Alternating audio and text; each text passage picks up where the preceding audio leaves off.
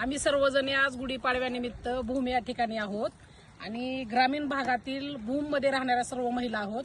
ज्यावेळेस आम्ही मोठ्या नवीन एखाद्या शहरात जायचो तेव्हा तिथं स्वतः गाडी चालवताना इतर महिला बघितल्या की आम्हालाही वाटायचं की आपल्याला ही गाडी आली पाहिजे, आपण ही गाडी कधीतरी चालवावी. ते स्वप्न होतं, परंतु ते स्वप्न प्रत्यक्षात जर कुणी उतरवलं असेल तर त्या भूम मधील 2 माझ्या मैत्रिणी आहेत, जिरेकरताई आणि केदारताई.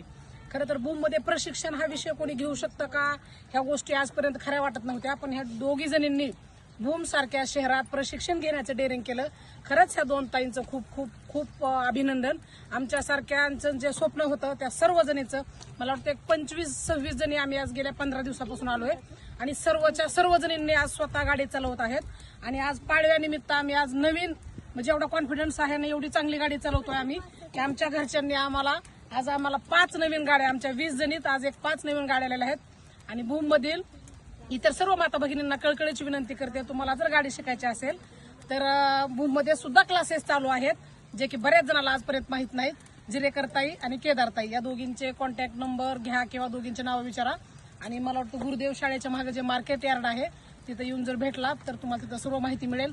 आणि सर्वांचं स्वप्न पूर्ण करायचं तर सर्वजणींनी लवकर गाडी शिका आणि स्वतःच्या गाडीवर भूम मध्ये व इतर ठिकाणी फिरा. धन्यवाद.